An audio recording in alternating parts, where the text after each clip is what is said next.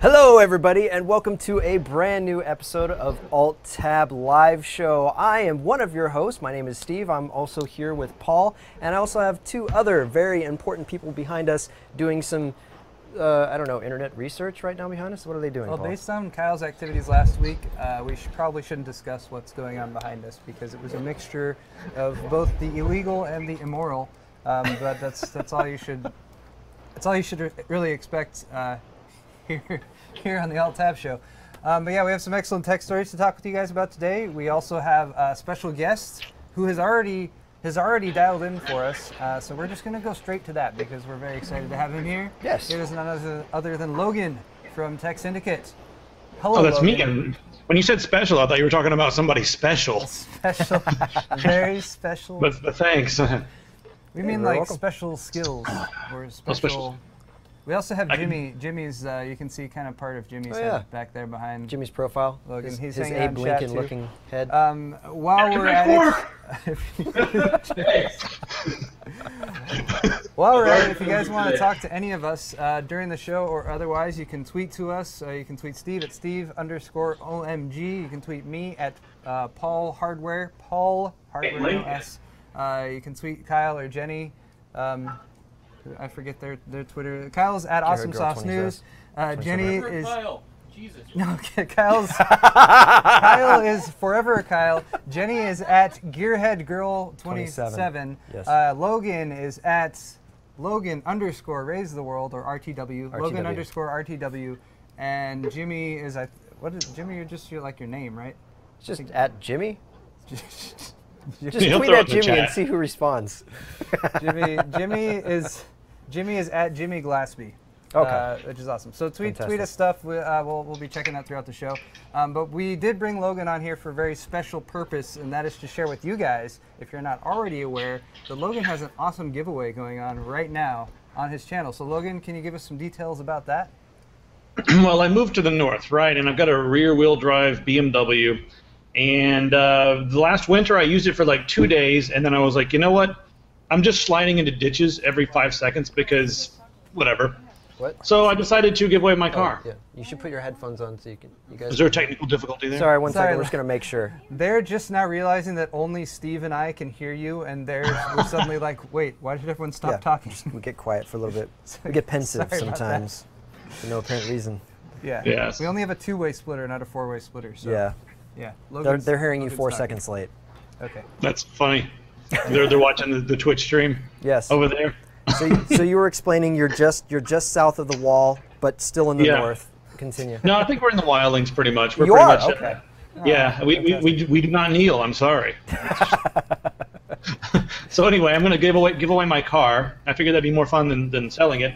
I'll get to drive it to the winner's house. So whoever wins my car, I'm going to drive it to your house. And I've got Sapphire, I've got AData, I've got Fractal Design, and I've got private internet access all on board. And we're going to put together a computer with parts from all those guys. I'm going to throw that in the trunk, and then I'm going to drive it straight to the winner's house and come in and hang out, play some games.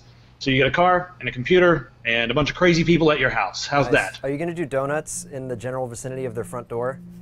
Maybe on their lawn, possibly?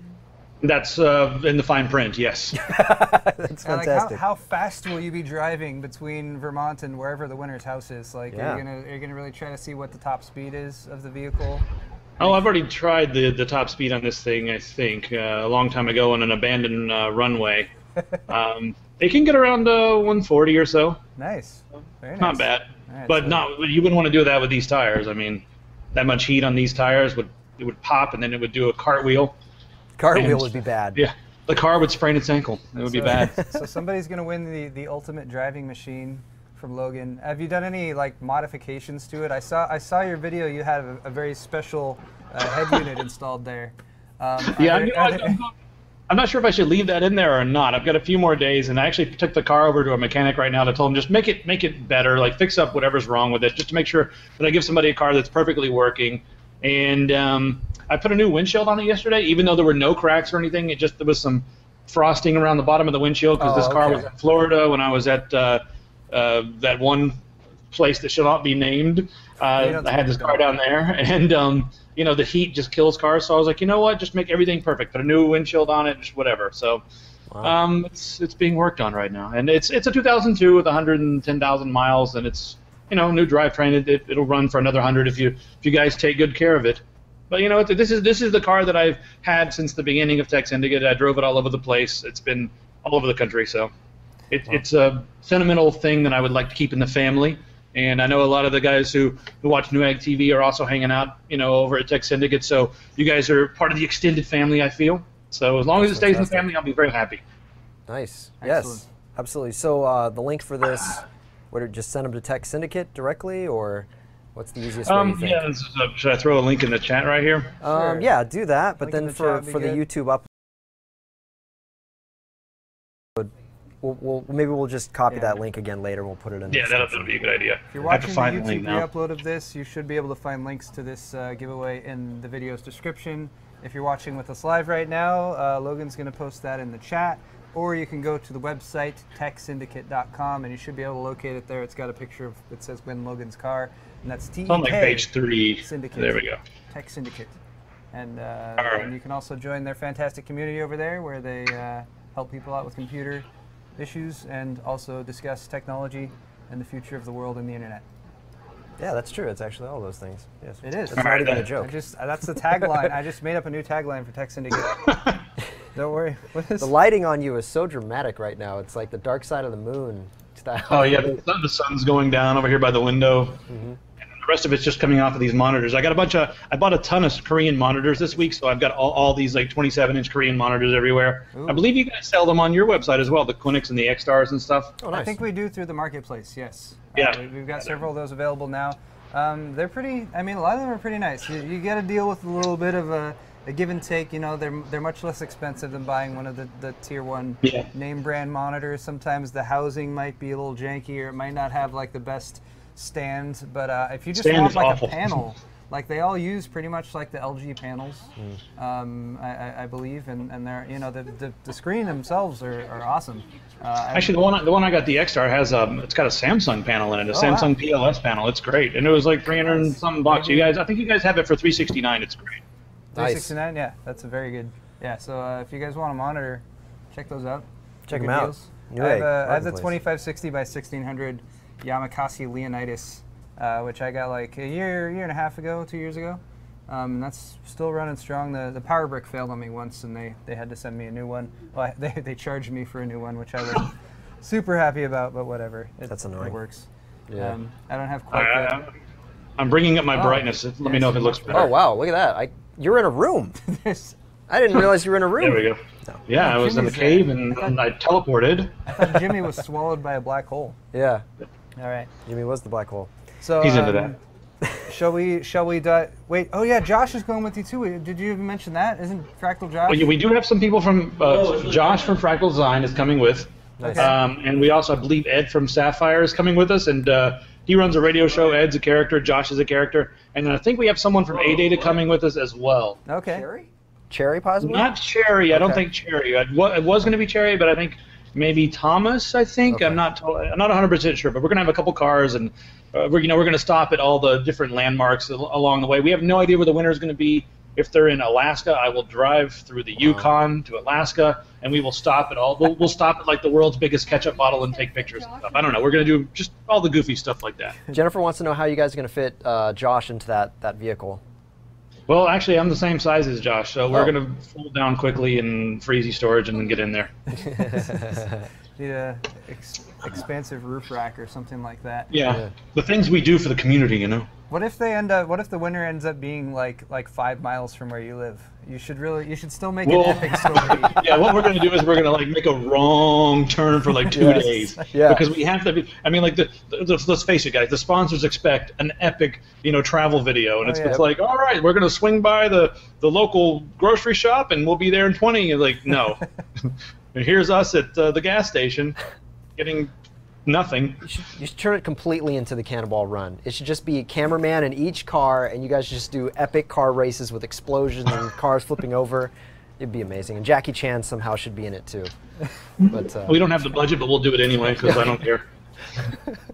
all right, we're gonna dive into a couple stories. Logan, what do you think? We have a Oh yeah, we have an announcement first. We do? Well, it's not an announcement, but an acknowledgement. Logan is going to be joining us for today's episode of Alt+Tab show. So, in case you didn't know. No, I'm talking about this. Okay, really? So last week, if you guys were watching the show, several people noticed we have sort of a new layout for the show. You guys are looking at it a little bit right now, but a completely redesign. We trolled enough with Steve's old Netscape Navigator thing that Steve had set up. It was fun. It was never intended to be a troll. Awesome. I liked it. Tip of the hat. Because we would constantly get comments about that. But we want to give credit where credit is due. So Tina is well, she does a ton of stuff for Newegg TV, but she's also one of our creative people who does some work with the design work and everything. So we wanted to say thank you, Tina, for doing the redesign for the Alt+Tab show. And if you guys are interested, Tina also does a lot of artwork and stuff. She draws corgis, which particularly hits me close to home. So if you want to follow her on Instagram, she is Creative Tart, and you can check out some of her artwork and stuff over there. It's really quite cute. If you are a female, or if you are a male and you have a girlfriend or a wife or significant other who likes corgis, just send her pictures that Tina draws, and you get lots of. With my wife, it works great. Here's a little stop action thing that she does. Stop motion? Yeah, stop motion. Sorry, yes. Oh my gosh, I hadn't even seen this. That's so cute. Look at the little corgi. Look how big the ears are. You can also check her out at creativetart.com as well. Okay. If you want to see more of her stuff. This is one of my favorites on her Instagram. It's actually a little ode to Jesse Pinkman and Walter White in Breaking Bad. So she drew that. That was and she's selling it. Yeah. And it's awesome. You should buy it if you want to. everyone buy things from her. Everyone buys stuff from her. Yeah. So Tina, excellent job. Keep up the good work, and thank you for making our new things and everything. But now we have Logan here for a limited amount of time. At some point, Wendell is going to hack into this stream. It's probably going to disconnect it completely or something like that. But Wendell is going to be calling Logan home at some point because he's got to go and do the tech. If you guys don't tune into the tech, you should also do that. Over on the Tek Syndicate website, you can do it there and engage with the community there because they have an excellent community if you want to comment and stuff, interact with Logan and his team. But we're gonna dive into some tech stories right now while we still have Logan on the horn and see if we can get some discussion going here about these things. What are we going to start with, Steve? All right, let's see. What do we have here first? I think this is your story. Yeah, this is one of mine. I thought this was just kind of interesting. I have several stories that popped up this week, just sort of in the general advancement of technology arena and making things better, faster, stronger overall. So this is a Hexus.net story about how some researchers there have once again broken the world record for speed over an optical fiber network, and they hit 43 terabits per second. Wow. Which is really fast. Now, if you're not familiar with the backlog of how fast things have been over optical fiber, the previous record was 32 terabits per second, so that's a pretty decent jump up from there. And if you want a bit more of a real-world example or correlation here, they're saying it can transfer a 1 gigabyte DVD rip in 0.2 milliseconds for 1 gigabyte DVD rip. Or if you want per second, it's Hold on 5. a sec. Logan? You got a little extra noise on your end, I'm not sure. Maybe it is the AC unit. Maybe it was the AC unit, I'm not sure. It's very hot where Logan is, so he... Let me kill it. Can you reach that AC? We're going to kill it. As you got more quiet, it got more loud, so maybe it was just automatically... How's that? Now it's going to get really hot here. We are sweating for Newegg today. It's going to be 4 seconds back, but hopefully you'll hear it get solved. Let us know, though. Okay. Am I allowed to drink? You making a mimosa over there? What's going on? Just a beer. That was a blender. Just a beer? Okay. Oh, it's the blender. No, that's just... Because he's making ice blended drinks. I got the joke. Just Black now. IPA. Yeah. Basically 5.4 terabytes per second. 5.4 terabytes per second is the And again, this is in a research environment. This is not like you can't have this installed next week or anything. But this is the continuing increase in what will hopefully be improved internet infrastructure. Yeah, because for infrastructure, this is not like you're getting some kind of speed like that in your house. I don't think your storage is fast enough. I'm sorry. Because I have fiber to the home where I'm at. I have Verizon Fios, but I don't think I quite have the 43 terabit connection. Right. See, the beauty with fiber is the fact that, Paul, you could have that 43 terabit connection because fiber, the infrastructure, it's so sound, and once the cables are in the ground, they can be there for 100 years. The only thing you need to do to like make it faster is change the box of technology on one end or the other. So essentially, you're changing the fancy router, and then all of a sudden, oh my God, it's faster because it's fiber optic cables. This is, like I said, a single cable. Maybe it's a special fiber optic cable, but even then, the current fiber optic cables that we have out there are capable of a gazillion times more than they're already doing. It's just the box of technology on either end that's limiting it. So whatever it is that they're compressing on either side of the compression rate, or maybe the colors that they're using and the ratio maybe or something. Yeah, that's awesome. That's all it is. It's just a box of technology on one end. You swap that out, and you're like, hey, we went from 1 to 10. Hey, we went from 10 to 40. The real question for me is how much is Verizon going to charge me to upgrade to the 43 terabit plan, and then are they going to throttle me after I hit my bandwidth cap? So if I have a 43 terabit plan, but I'm capped at 250 gigabytes, right? So I'll use up my data. It would take about 1.4 seconds. Yeah. It's like this internet is It was so fast. It's over. So it was just all I wanted to do is do a speed test, and I already screwed myself. But yeah, I mean, even though I have very fast internet, I still, as Logan's been talking about on his channel a lot lately, I gotta set up a VPN because we still get such lag with Netflix, just loading videos or getting up to full HD. And I'm looking at it, I'm just like, this is Verizon bottlenecking us. I see it every day, and I'm like, not a ton of people have Verizon Fios. They really, I was looking up some information on it just the other day, and there's a bunch of stuff. Yeah, Steve's fat. I'm just kidding. I lost my train of thought. Sorry, I'm sorry. I can't help it. No, oh yeah, Verizon. So I was looking up some stuff, and there's they started to deploy Verizon in my neighborhood like years ago, and then they just stopped. And I found this just backlog of people in my city just being like, "What the hell? They were promising us this stuff," and then they're just like, "Nah, we're good. Like that's enough." We're like, so literally when I moved in and I was like, I actually have access to this. I was happy. At the same time, I was kind of sad because it's Verizon and stuff, but hopefully with this type of technology being implemented, the idea that they're coming out with, like, oh, we need to limit bandwidth, or we need to cap people, or we need to charge people for data and not have unlimited plans anywhere.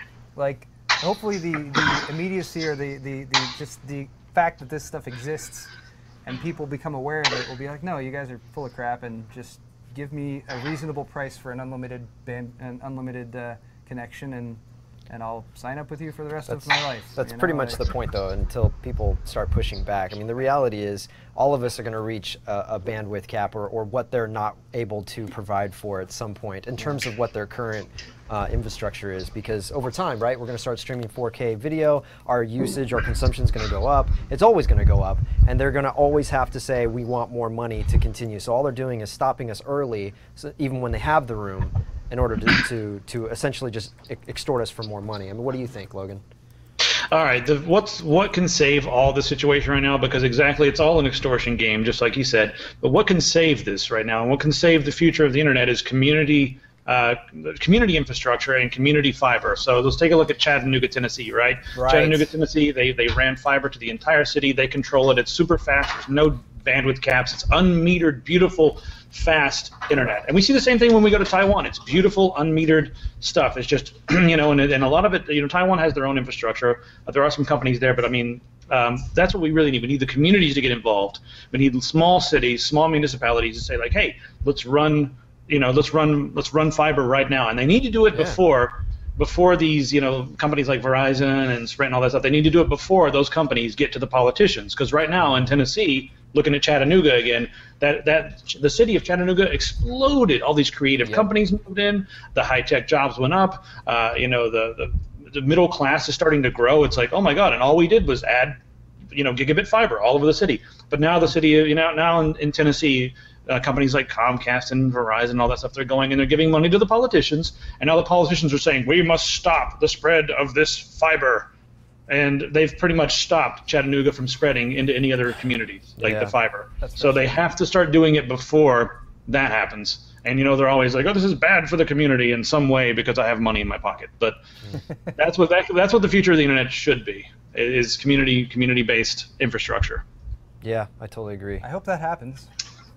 I mean, it can, but you guys, you guys can help. Go downtown to your local whatever meeting and just be the kid in the room that keeps saying it until like more kids show up. But a lot of people don't know how to do that. Don't know where their town hall is. Don't think that it matters if they say anything. But in some places in the country, there are just hundreds of millions of dollars sitting around waiting to be used for grants for small projects like this. And I know where I am, there was several hundred millions of dollars allocated to infrastructure for local communities, and they were just giving them out like, oh, you guys need 10 million in that city. Okay, you guys asked for it. Here's 30 million. And it was like, whoa.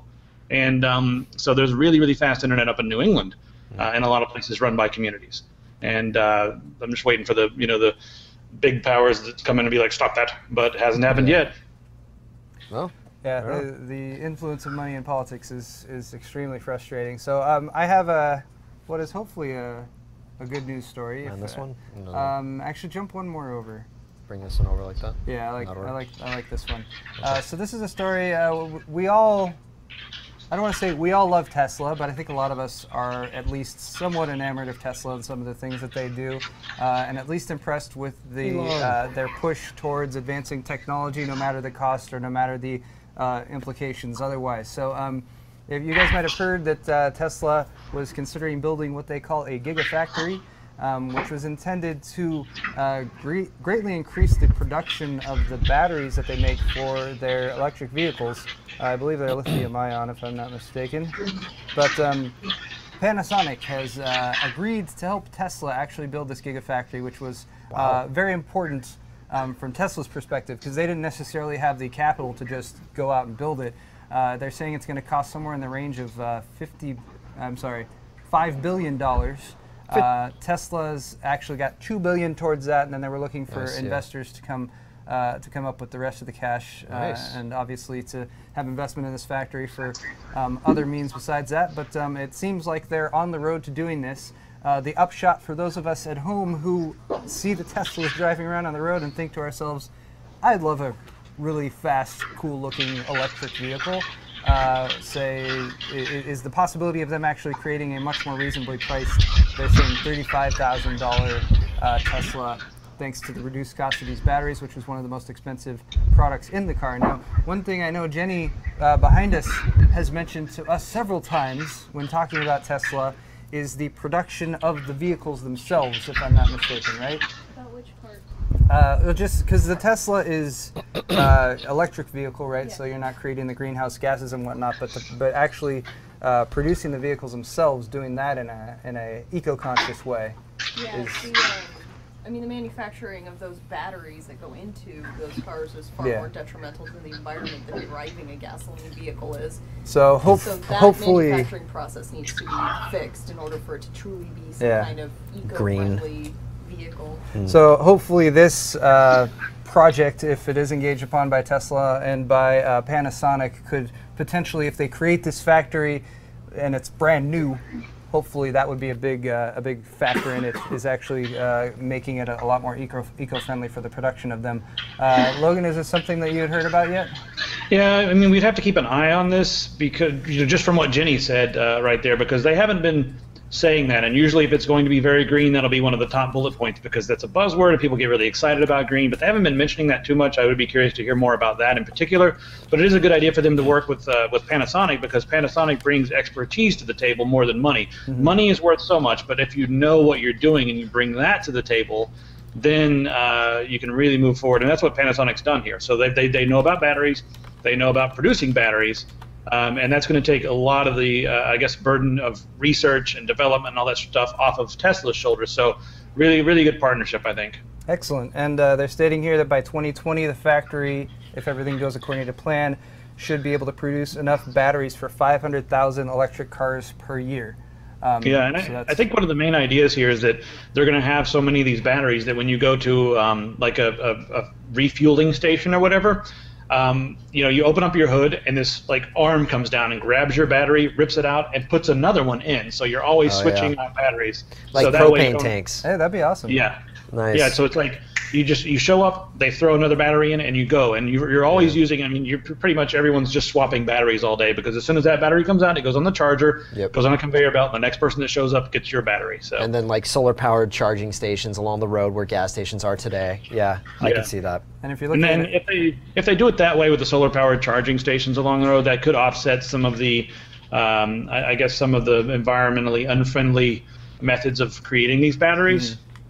Maybe. Well, usually the way we generate electricity nowadays involves diesel or coal or lots of other bad things anyways. Yeah. So. Yeah. And that concept that somebody could just drive up to I think that's, I don't know how long it takes to charge a Tesla. Do you know how long it takes? I don't remember. I remember they have a graph. About how long? Really? 20 minutes, yeah. 20 minutes. Oh, wow. Okay. Or actually, I think it might be less than that, but I think it's 20 minutes. Maybe even less. The closest I've come is Woz tweeting out like, I'm at the Tesla charging station. I see those all the times from Woz. But that's one of their quick charging stations. I'm not sure how much it would take plugging it in, like going home and plugging it into the wall. I don't think that would be the same thing. But I feel like if the battery swap thing becomes an option, just like if you want to sell something or if you want something to be adopted, particularly in the US, I can't really speak for other countries, but convenience. Like if you can add convenience to that and be like, oh, I don't want to wait 15 or 20 minutes for my battery to charge. Like I fill up on my tank of gas in like 5 and be like, well, if it takes 3 minutes to swap that out, who knows? Maybe that could spur adoption rates or that sort of thing. Yeah. Basically open the little area where the fuel cover would be. Instead it's a battery cover. You just pull it out, put it in, slap it closed. We're on the road. So that'll work until we get Mr. Fusion, and then you just Mr. Fusion is just way better. I don't even know why we're talking about anything else but Mr. Fusion. Right. So how about one of yours, Steve? All right. We're gonna skip it over this one then, right? Yours were towards the end, so we can come back to it if we need to. Okay. I'll just put this one over here. Try and figure out where I am. Okay. This is one you may or may not have already heard about, Logan. Let me pop this up. This is about this is something from Tom's guide that I picked up, and it's basically entitled "The Tor's network users have been decloaked by uncover relays." Have you heard about this? Undercover relays. Excuse me. So you're familiar with Tor, right? Yeah, and I've got to say, since day 5 of Tor, I've been telling everyone not to trust Tor because it's not secure enough for me. Because stuff like this can happen. Yeah. And yeah, it's just not secure enough for me. It seems secure, but the problem is that you do not know who the exit node is. Right. You have no control over really any of the nodes, I think, right? I mean, you're more secure in the middle. All right, so maybe we should explain Tor real quick. Essentially, my understanding, and correct me, of course, if I'm wrong, Logan, is that people can set up a Tor node. You, at home, can set up a Tor node and actually help other people to connect anonymously through the internet. And what it basically does is you set up sort of a grid of circuits that a person could connect to, and you're encoding your connection from one location, you're encrypting your connection from the start point, which is say your computer, to the first node, and then the second node, and the third node, and it randomly puts it all the way till the end. And none of the nodes actually know, I guess, the final destination, right? The final node actually knows where it's going, and at that point, it's decrypted.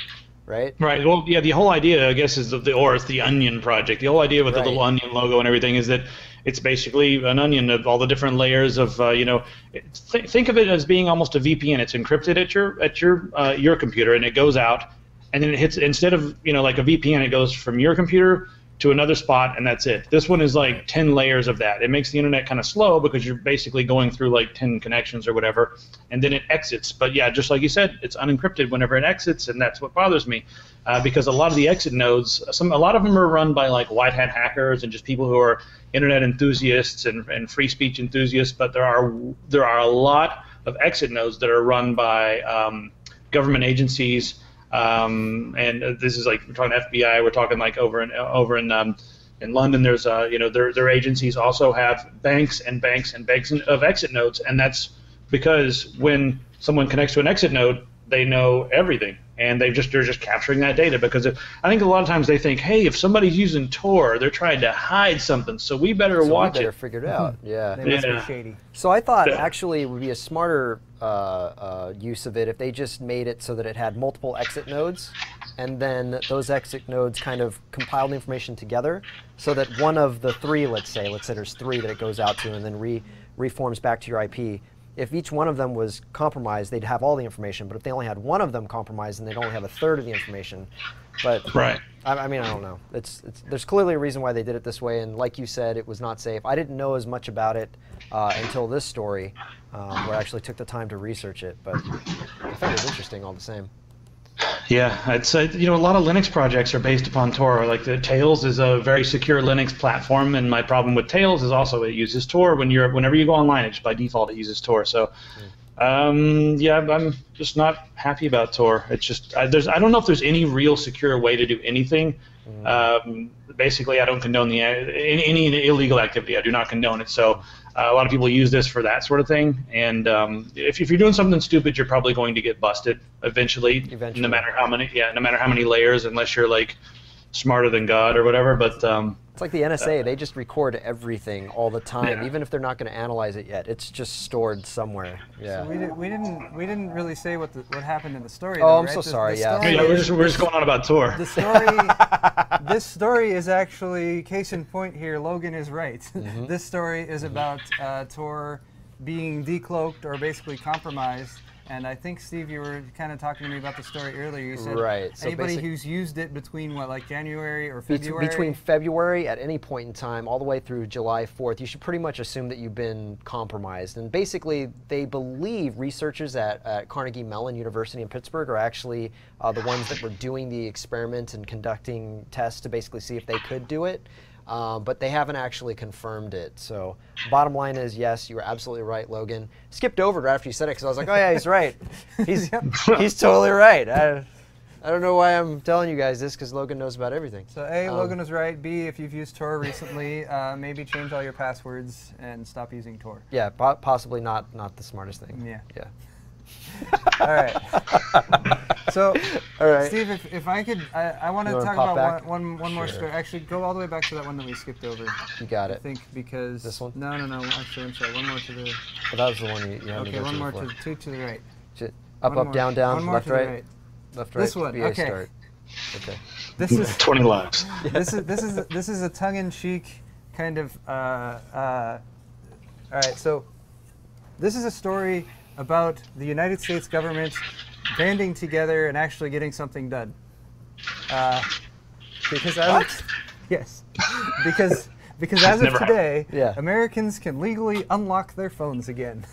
No, you mean they actually own those devices, almost? Yeah, something like that. Something like the product that you bought, you actually own and can do what you want with. So this goes back a while, and I forgive me, I'm not as familiar with the inception of this. I don't know whether it was an existing law that was a court ruling that happened this, or whether this was actually a law that was put into effect. But a lot of people have been aware that for a while it's technically been illegal to unlock your smartphone, which makes it very difficult to, say, jump from carrier to carrier, that sort of thing. Right. So President Obama, I believe today, signed into law this bill, which is called something, you know what, I should have the story up before I start talking about it. That would help me out.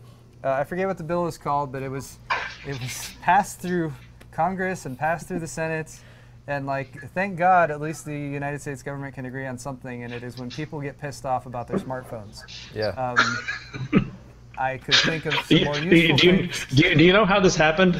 I'll tell you exactly how this happened. Some senator or some congressman, Patrick Leahy's pretty progressive in a lot of ways. In some ways, he's regressive as far as him working with the RIA. But anyway, one of these guys in the Senate or the Congress, he called up whatever carrier, Sprint or whatever. He's like, hey, I want to transfer I want to unlock this phone and use it with someone else. And they were like, you can't do that. And he was like, what do you mean I can't do that? I paid good money for this. And he had the same experience that we have every day. And then he was angry. It happened to me? What? Yep. This can happen to a congressman? That's probably what happened. Then he was like, you know what? I'm going to change this law. This Exactly. Yeah. Okay, so that I wish that has happened. Who knows? Maybe that did happen. the actual, so I did want to bring this up because this is one of those things that I think the White House has actually done that people are kind of into recently, which is the petition, the White House petition thing that they have. You get 100,000 signatures on something, and the White House has to address it to some degree, which is why I think we're building a Death Star now or something like that. What? But I would have signed that. I signed the Death Star one. That one was awesome. Did you? That's awesome. DARPA's had one of those for years. What are we building another one for? Yeah. This one's for public use. Oh God, someone's gonna knock on the door. So yeah, this is actually litigation that spawned from the WhiteHouse.org or White House signature thing. So this was something they got 100,000 signatures. They created a bill as a result of it. It passed through Congress and the Senate, and it's been signed into law now. And now we have greater freedom with our cell phones, which we should have had in the first place. We finally can do what you've already at home been doing illegally for however long you've been doing it. Yes. So this is why it's part of my, like, on the one hand, it's like, yeah, I guess they did work together and get something done, and this is actually a law that was passed and not just blocked arbitrarily for some stupid reason. But at the same time, it's like, couldn't you have, like, done something that saves people's lives, or I don't know, something like that. Seriously. Slightly more useful. I don't know. It's still good. It's good, but we're good. Like, all right, now apply this to something that has a little bit more cultural or like significance, or that advances our society or something like that. Other than like, oh, now I can unlock my phone and get Android. Thank God I don't have to use my Sprint Android skin anymore or something. I mean, I've been buying phones from overseas for years right now. In fact, until we just bought we bought some of the OnePlus phones, and those come unlocked. But we've been using, I think Pistol was using a Yumi for a while, which is a really nice Chinese phone with a 5-inch screen. It's beautiful display, 1080p and all this stuff, but it comes unlocked and it's got 2 SIM slots. So she was using that one for a while because we wanted nice phones that were good price and unlocked. So I just keep ordering stuff from overseas. You guys could do that too. You guys have an international market with some phones, right? Am I marketing good for you guys? Sure. I actually check out Newegg's selection of things they may or may not have. So Newegg Marketplace, I think, does sell phones, and we do have a program called First from Asia, which does get stuff. Yeah, there are some really good stuff, really good brands coming from Asia. Just make sure before you guys grab the ones from Asia, make sure they work with whatever radio bands that you need here in the States. Because some of them only support some bands, and then you'll run around and be like, I can't get on anything. So just make sure that first. If you're CDMA and you get a GSM phone, it won't work. And different megahertz. And make sure it's the right frequencies. Even if you do get a GSM phone, make sure it's the right frequencies and all that stuff. If you get most world phones, what are the WG? I don't know, the world phones or whatever, WCDMA and stuff. Most of those will work with just about anything. But make sure, guys. All right, I've helped to keep the customer service issues down. Yes, to a minimum. Thank you. Excellent. Yes. Fantastic. Added bonus. You want me to go on, or you want this one? Oh no, I'm done. Oh wait, what? Oh, this one? Whatever. Okay, I'm cool with whatever. All right, let me. That one I don't know as much about. Let's do another one. Let me do that. Yeah. Okay, this one. Let's construct what we're going to do next, and then we'll do what we're going to do next, which is this right here, right now. While Steve loads this up, let's ask Logan, since he's probably at least heard of it. Logan, how much have you heard about NVIDIA's Shield Tablets, and is it something that holds any interest for you? Actually, a bit of interest. I haven't heard too much about them, but I like the fact that they've taken the screen and they've unpaired it from the controller. Is that the right word? Sure. Well, what I really want is I just want the controller to work with any device. I guess you kind of need the the Tegra in order to play some of the better games and some of the crazier games. I love what they've done with the Tegra. It's like the graphics are like I'll take it over an Xbox 360 any day. Looks fine to me. But I like the fact that they've given us a controller. I'm not sure how practical it's going to be for carrying that, or carrying around a controller and all that. But yeah, I'm cool with it. So Steve, I like it better than the regular Shield. Logan's Logan's like he's positive, like on the fence, leaning positive. So Steve, full disclosure here, Steve has recently purchased one of these, and it might be at his house right now. Right. Probably is at his house right now. So he's just itching to get home and open it. Seriously. So Steve, you gotta push Logan towards like full positive on the Shield now. Like the things that you learned in the interview, that you can share now with people. I thought, honestly, though, I have to speak from my own perspective before I can even attempt to steer Logan the correct path here. No, I've been in the market for a tablet for a little while. I've got an Asus Memo HD7, Memo 7 MemoPad HD7. Yeah, I've got one of those, actually, per your recommendation, for my wife. She loves it. I really liked it. It's sort of slowed down over time. I've understood that most Android tablets, or tablets in general, over time do that. That's just a natural thing that happens, especially if you load it with tons of Farmville stuff. But besides that, I wanted one, and this one just wasn't performing the way I wanted to with any of the things I wanted to do with it in terms of gaming or browsing or anything, or watching movies. So when I found out about the Shield tablet, I was like, this is awesome. It's going to have a Tegra K1 chip in it. It's going to have way more horsepower than a tablet needs. And it will give me the opportunity to use a tablet the way I want to, which is maybe play like Battlefield command mode without it completely lagging, and possibly doing something with Uplay and Watch Dogs. I don't know, just a couple off the top of my head that I'm thinking about doing.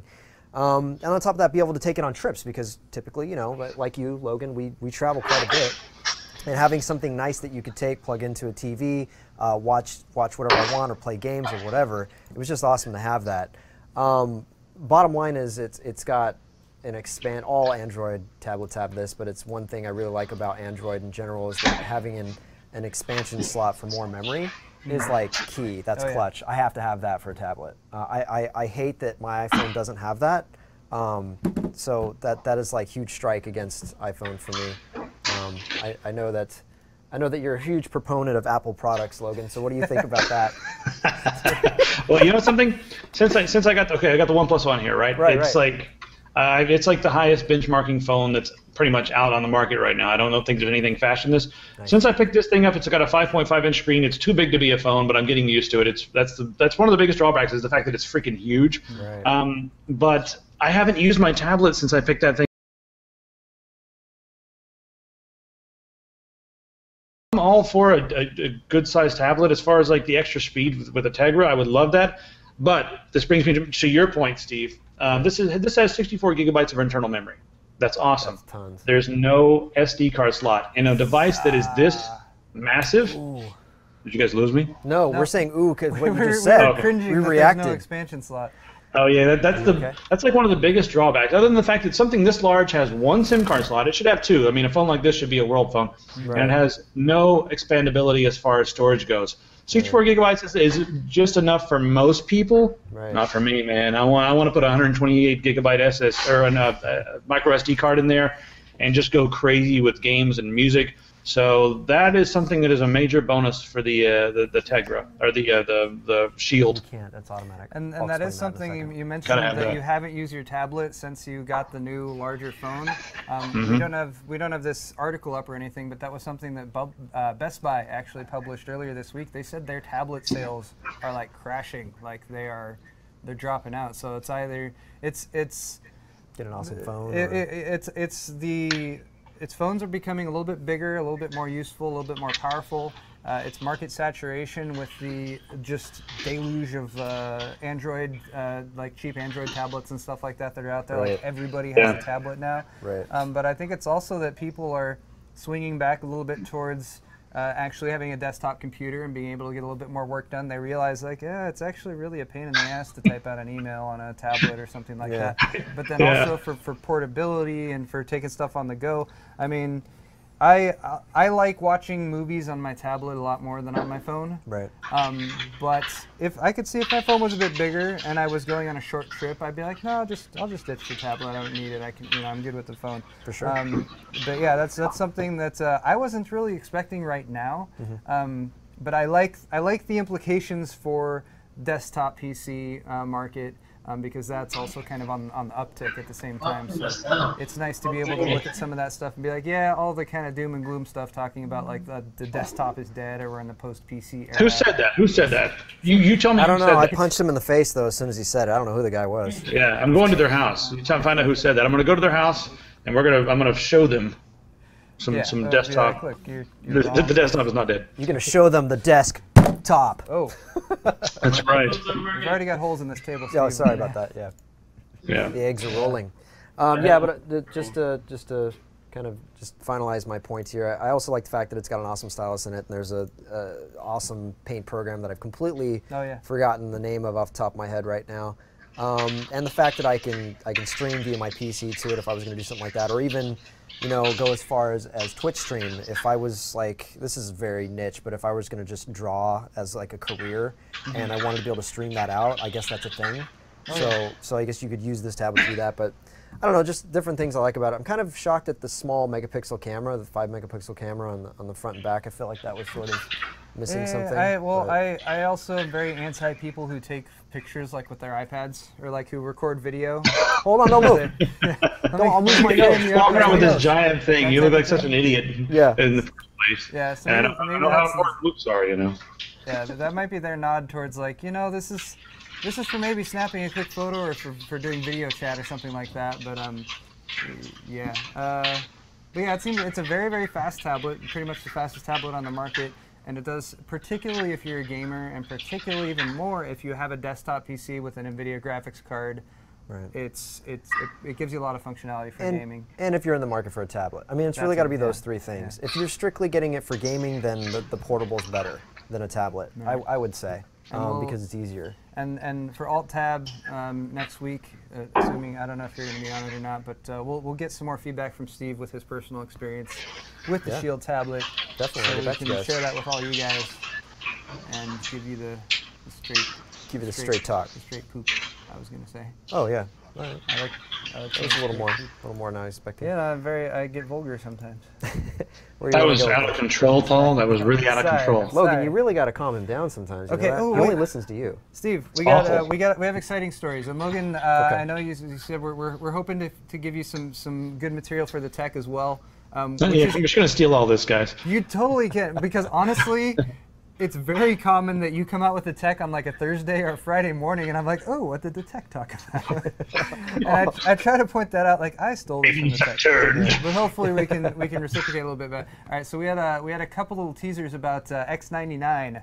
Right. This is good stuff. I am so excited about. Of all of the platform launches over the past two to 3 years, where I've been like, hey, look at this, is cool. I wasn't lying. I'm excited about all of them, but this is what I'm most excited about. The thing that I always say when it comes to the enthusiast platform from Intel, and this goes all the way back to when they first started TikTok, all the way back to Nehalem and X58. Good Lord, I'm forgetting my numbers already. Is it's expensive. It's a large investment to put down up front. Generally, the CPU is going to be $350-ish if they come out with a lower end one. Hopefully, they unlock the lower end one. It's more than that, I think, in this generation. They had the 3820, but it was locked. Like you couldn't overclock it. They kind of fixed that with the Ivy Bridge E variant of it. So I'm hoping that the entry level enthusiast platform CPU they'll make it unlocked again for this generation. But I think it is, but I think it's I think it's a 6-core. I think the entry level is a 6-core, and I think it's a bit more money. Like, but I don't know anything, and if someone from Intel calls me, I'm not going to pick up the phone. Nothing. This is all rumors. This is all speculation. Rumors and speculation. I don't think that there's a quad-core this generation. This is going to be the thing that I upgrade to, and it's probably going to be the 8-core that's coming out for around 1,000-ish. Well, that's the 5960X, I think. Yeah, it's weird because they have, normally they do like a quad core for cheap or whatever, like the 3820, and then they did like a 6-core for like $500, and then a 6-core that's like the same thing but like the extreme edition with a few hundred extra megahertz for 1,000. Yeah, this time, cache, massive, like the top of the line extreme edition, right? This time the 6-core is going to have a ton of cache. But if you want the Extreme Edition, they're actually giving you a really good incentive to get the Extreme Edition because it's going to be 8-core, and you have to go for that $1,000 part to get the 8-core. I believe. I'm not 100% certain. I haven't this is not like the Bible on Intel or anything like that. This is all just but what page are you on if there was a Bible on Intel? Because I'm trying to I'm somewhere in Leviticus where the 3820 begat the 4820. We need to write that. So Logan, here's an idea. It's kind of like the Tek Syndicate is on the mountain video. We do like a, oh my God, yeah, the tablet or something. We do. It's like that Monty Python with the holy hand grenade or something. But just you walk out with like some scroll or something. And all you do is just do a list of begats, like from the Bible, but it's like the history of Intel chips. So you have to have like a big beard, like robes. That'd be awesome. I would watch it. I'd totally watch that. So there's a ton of speculation going on about the CPUs themselves. We really don't have that much information. I'm hoping that the $500-600 one, I would hope it is an 8-core variant, but I could totally see them making only the $1,000 one, the 8-core. For that, but we have some motherboards. The motherboard manufacturers have been doing some leaks from these. We actually saw an MSI X99 board at Computex. I think Logan, you guys spotted that one as well. It was stripped down. It didn't have any heat sinks on it or anything, and I think they actually removed some of the chips from it, lest they get in trouble. But some of the rumored specs so far that we know is it's probably going to have like all your PCI Express lanes. I can't really see them going beyond 40 again, but who knows? Yeah. But they should all be Gen 3 right out of the box. DDR4 obviously is a big thing for this. I think for me the DDR4 I'm less excited about because memory is so fast already. Yeah. And DDR4 I think is going to be pretty pricey. When it first you will get 1 extra frame per second, maybe. Yeah. It's the bandwidth is going to be crazy for certain things, but yeah. So video editing that could give you a nice little uptick there, with the bandwidth there, and certain like if you do really high-end workstation stuff, which people get really excited about. So that's pretty cool. We are going to have next generation. We should be having, according to the rumors, next generation connectivity for storage, which is the thing I've been most excited about lately. So M.2, they're saying they spotted on this X99S MSI motherboard. So maybe with all that PCI Express bandwidth that you get, and Gen 3, we could see an M.2 PCI Express Gen 3 by 4 would be dope, on there that doesn't like take away lanes from anything else or from the. Well, we already know ASRock is doing it, right? So it's definitely possible. You mean you maybe have heard the possibly rumored? No, I don't mean the next thing we're going to show. You mean ASRock with their Z97 board? Right, exactly. But ASRock with their Z97 board had to make a lot of sacrifices elsewhere in order to put that by 4 M.2 connection. Just meaning though, because obviously they have a ton more lanes on the enthusiast line. That's why it's like I'm agreeing with what you're saying. We already know that it happens, so why wouldn't you do that? Is my point. Yeah. So I want to see like an X99 board with like a couple M.2 slots, like that you can use independently. That both have their independent by 4 lanes. And get a couple M.2 like 1.5 gigabit. I'm not using the right terminology here. That can do like 1,400 megabytes per second. Transfer speeds in RAID for video editing, something like that. Right. If you do 4K, you are dying for a solution like that right now because just the responsiveness, loading up video, scrubbing through stuff like that, that's going to be huge. That's actually a good point. Logan, you're rocking that Panasonic camera, right? The one that does 4K? Yeah, I've got the GH4, and I'm probably going to grab another one of those things really soon because it's freaking ridiculously awesome. I heard you also. We bumped into somebody random at Computex, or I did, I should say. Paul wasn't with me, but he said, "Oh yeah, I just bumped into Logan a little while ago. Went to Camera Alley or something like that, and you guys found some lens place where the guy was making lenses for your camera." Like, oh my god! Like,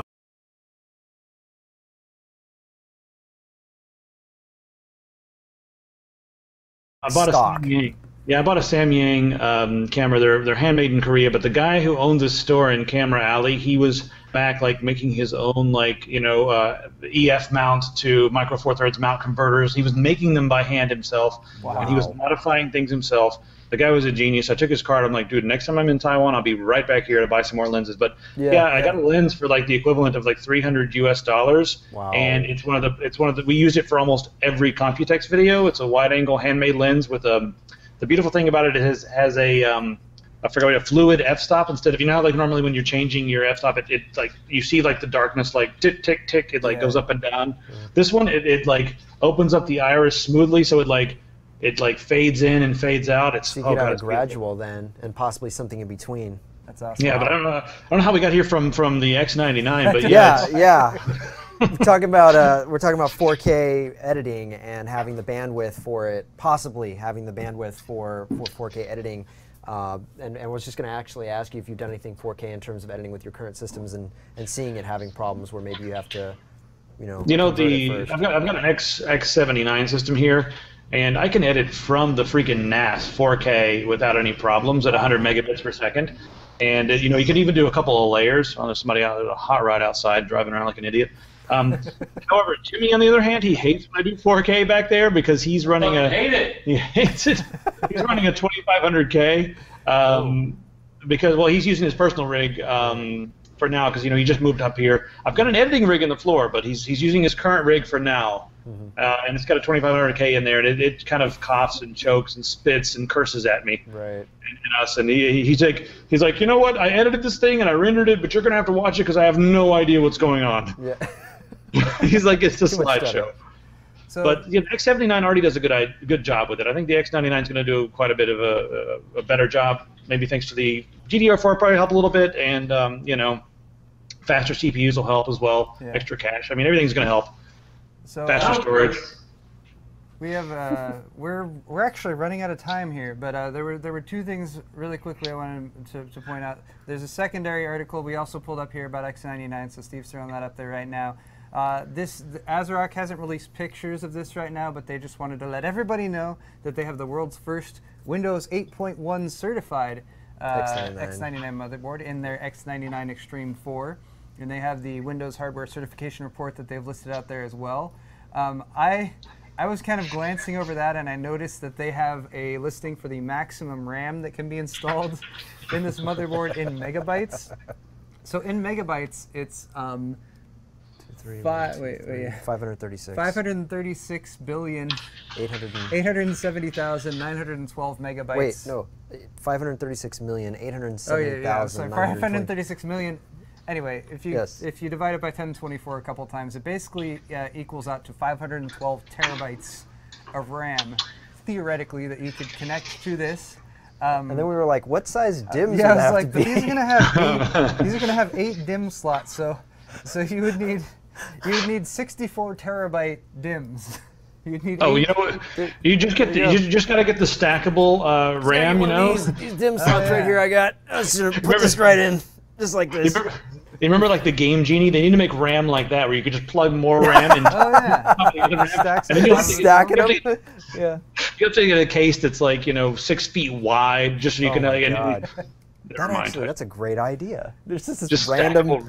Yeah, and then just slide that whole PCB right into it. That would work perfectly. So so we're looking at kitting out a 512 terabytes of memory. Yeah. X99 system. Waiting for a crate of memory. But so Logan, knowing that these motherboards are easily going to be able to support that much memory, obviously, so that is like theoretical max limit. That's never going to happen. Right. So I'm running 128. That's what I want. I want 128. You want? So that's what I was going to ask. Is you're building an X99 system, say at some point in the future. And, yeah, very near future. What do you want? What do you want in that build? What would you put in there? Okay, I'm definitely going to put a PCI Express SSD. I'm looking at the OCZ Revo drive because it has it gets about 1,600 megabytes per second on the read and the write. That's not the random. That's just the transferring, that sort of thing. But the random's pretty good as well. And the IOPS are 192,000. So I'm probably going to put one of those in one of the PCI Express slots. Probably an 880 Ti, unless AMD comes out with something that blows my mind in the next couple of months or whatever. And yeah, and then a few SSDs and some hard drives, and then tons of RAM and the 8-core. And I'm gonna probably put all that into a really silent system. I've still got the Fractal Design Define R4 in the floor here. It is completely silent. It's so silent that a lot of times I'll sit down and press the power button and accidentally turn it off because it's already on. I'm like, oh no, I just turned off the computer. Whoops. Oops. But I'll probably just put everything back into that system because it has as much space as I need and it's quiet. And then I'm going to use the Noctua, the new the HD15 or whatever. And I love silent. I love silent and powerful. That's sort of my mantra because I'm silent and powerful, guys. Yeah. Every time I eat burritos, so am I. Just on that. Sorry. That was. That's not where Jimmy knows what I'm talking about. You ask him about that in 8 seconds when he hears that. All right. So we should probably wrap up this show because we have. Yeah, I can't believe I stayed the entire time on this. Yeah, thank you for that. Logan, thank you so much for sticking with us this whole time. Jimmy too. Everybody wants to say goodbye as well. So long. Pistol's over there. You guys can yell. Oh, Pistol. If people at home yell really loud, she can hear you over there. Oh, So bye, pistol. Pistol! I don't know. You're not even watching, Rachel, are you? yell high pistol. She's watching like Shift. Rachel yelled, hi, pistol. All I right. think you watching Shift stream or something. I see him waiting. Oh, she's watching now. Okay, good. Oh, okay. Thank you for Excellent. catching the last Thank 5 you, minutes. We guys. really appreciate you, Pistol. All right, thanks to all you guys who have tuned in to watch the show today as well. Yes. Next week we have our full complement of shows again, Yoked on Tuesday and Thursday, Q&A on Wednesday if you want to ask us some questions, another live stream coming on Friday. Stay tuned for the tech coming out hopefully soon. Yeah. Yeah, it's time for me to Alt F4. Start doing the tech. That's what you do at the end of the Alt+Tab show. Yeah. But thanks you guys for watching, and we're going to end the stream now awkwardly, as we always do. We usually give you guys about 30 seconds or so of random. It is exactly How we does. what we do. Where's your top hat? You know, I'm going to go ahead and dip out right now just because I want to leave early, and that's when I bye. Yeah. See you later. All right, Later, thanks man. a lot, guys. I'll see you later. I'm Thank closing you. it right now. Bye. Bye. Oh, we need a message to Linus. Message to Linus is we had Don't care about. Logan on the Alt+Tab show, and you don't have him on your show. He's had him Just like say- just say 5 we- times. We had Logan on our live show. Your move. Yeah, Oh, God. That's long. Yeah. that is very long. Can we? We have Logan.